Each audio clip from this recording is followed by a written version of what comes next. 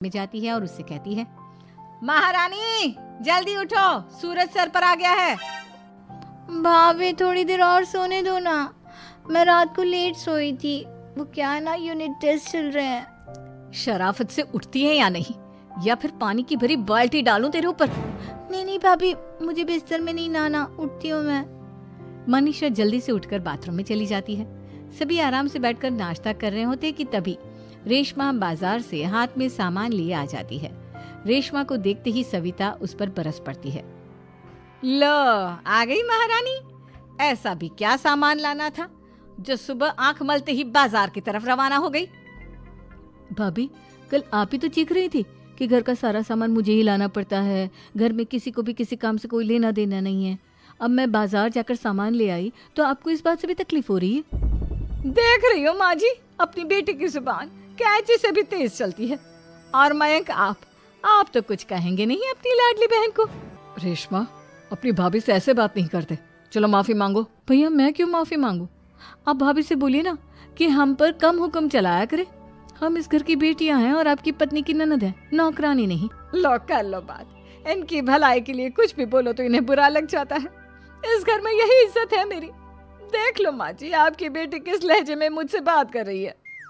सविता वहाँ से चली जाती है। मयंक को बहुत गुस्सा आता है, वो भी वहाँ से चला जाता है। फिर करिश्मा रेशमा को समझाती है, रेशमा तुम्हें भाभी से माफी मांग लेनी चाहिए थी ना। लेकिन दीदी मैंने कुछ किया ही नहीं, तो मैं माफी क्यों मांगू? हाँ करिश्मा दीदी, रेशमा दीदी जैसे ही घर में आई भाभी ही उन पर चिल्ला रही थी। हाँ मैं मानती हूँ कि गलती भाभी की थी। मैं तो इसलिए बोल रही हूँ कि भाभी ने माँ को तो पूरी तरह अपने वश में कर लिया है। वो हमारी बात सुनती ही नहीं। मयंक भैया हमारे लिए हमेशा खड़े रहते हैं, इसलिए उनकी बात का मान तो तुम्हें रखना चाहिए था ना। कोई फायदा नहीं दीदी, कुछ दिनों की बात और है, भाभी उन्हें भी हमारे खिलाफ भड़का देंगी। फिर वो भी माँ की तरह हमारी किसी बात का विश्वास नहीं करेंगे। इसी तरह सविता अपनी तीनों ननदों को किसी न किसी बात पर परेशान करती रहती थी। एक दिन मयंक अपनी तीनों बहनों के लिए गिफ्ट लाया। क्या रेशमा, ये तुम्हारे लिए हार का सेट, रेशमा तुम्हारे लिए सुंदर सी ड्रेस, और मनीषा तुम्हें किताबें पसंद है ना, तुम्हारे लिए किताबें लाया हूँ। थैंक यू भैया। थैंक यू भैया। थैंक यू भैया। करिश्मा तुम्हारा नेकलेस कितना सुंदर है, ये भैया कहाँ से ले आए होंगे? मैंने भैया को 3 दिन पहले फोन पर ये डिजाइन दिखाया था और आज भैया ये ले आए। सविता तो अपनी ननदों के गिफ्ट्स देखकर जल गई, और करिश्मा का नेकलेस तो उसे भी बहुत पसंद आया था। अपनी बहनों के लिए कितना अच्छा नेकलेस लेकर आए हैं, मुझे कभी कोई गिफ्ट नहीं दिया। मैं आज ही ये हार चुरा लूंगी। रात में सविता करिश्मा का हार चुरा लेती है, और इसी तरह उसे अपनी ननदों की जो भी चीज अच्छी लगती वो उसे मांगती नहीं, बल्कि रात के अंधेरे में चुरा लेती। इसी तरह दिन बीतते गए और सविता ने मयंक के दिल में भी उसकी बहनों के लिए नफरत पैदा कर दी। एक दिन मयंक ने करिश्मा और रेशमा के लिए रिश्ता देखा और ये बात उसने घर में सबको बताई। माँ, करिश्मा और रेशमा के लिए बहुत अच्छा रिश्ता आया है, वो लोग कल इन्हें देखने आ रहे हैं, आप और सविता मिलकर सारी तैयारी कर लेना। ये सुनकर करिश्मा और रेशमा खुश हो जाती हैं, लेकिन सविता सोचती है, अगर इन दोनों बहनों की शादी हो गई तो घर और बाहर का काम कौन करेगा? मनीषा तो 1 नंबर की कामचोर है, उससे तो किसी बात की उम्मीद लगाना ही बेकार है। मुझे इस शादी को रोकना होगा। अगले दिन सभी लड़के वालों के स्वागत की तैयारी करने में लगे होते हैं। तभी मयंक अपनी बहनों से आकर कहता है, तैयार हो गई तुम दोनों? देखो दोनों लड़के बहुत अच्छे हैं, मैं कोई कसर नहीं छोड़ना चाहता, इसलिए तुम उनके सामने अच्छे से बिहेव करना और अपनी भाभी से लड़ने मत लग जाना। करिश्मा, तुम वो नेकलेस पहन लो ना जो मैं तुम्हारे लिए लाया था। भैया मैं बहुत देर से वो नेकलेस ढूंढ रही हूँ, लेकिन मुझे मिल ही नहीं रहा। क्या तुमने नेकलेस खो दिया?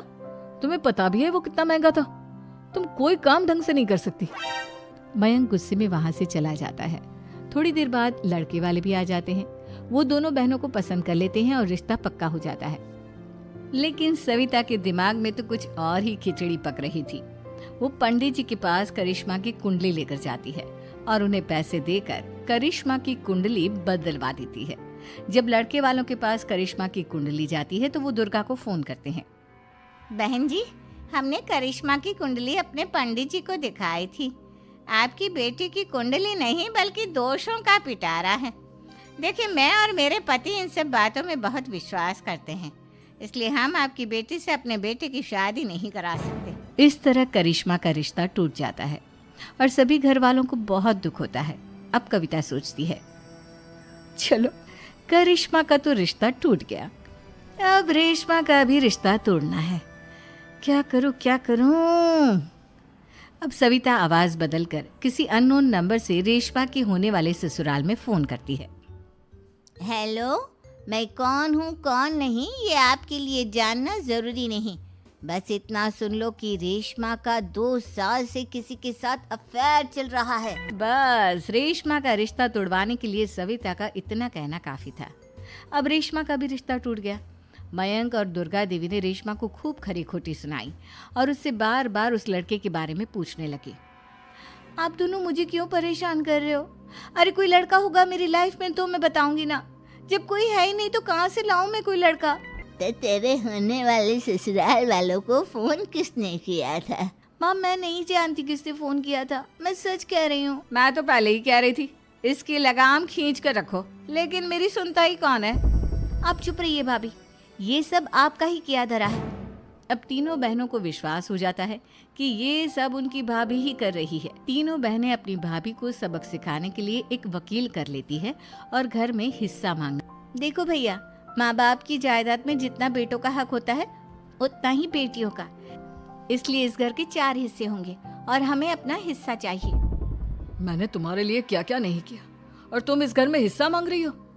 भैया, आप और माँ हम बहनों की कोई बात नहीं सुनते हो और भाभी हमारी शादी नहीं होने देगी क्योंकि उन्हें लगता है कि आप हमारी शादी में ज्यादा पैसा लगाओगे और उन्हें हम जैसी फ्री की नौकरानी कहाँ मिलेगी।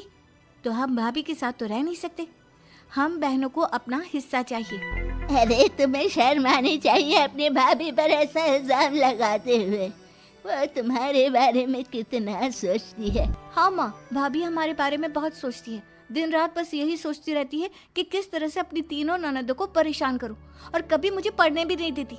दोनों बहनों का रिश्ता भी तो इन्होंने ही तोड़वाया है और रात में हमारे कमरे में आकर हमारी चीजें भी चुराती हैं। इसी तरह सविता की तीनों ननदें अपनी बात पर अड़ी रही। अब कोर्ट में तारीख भी शुरू हो गई। जब सविता को लगा कि उसकी तीनों ननद इतनी आसानी से नहीं मानने वाली, तो उसने अपने पति और सास को सारी सच्चाई बता दी और अपनी तीनों ननद से माफी मांगी। मयंक और दुर्गा को भी अपनी गलती का एहसास हो गया। अब सविता खुद करिश्मा और रेशमा के लिए अच्छा रिश्ता ढूंढती है और उनकी शादी करवाती है।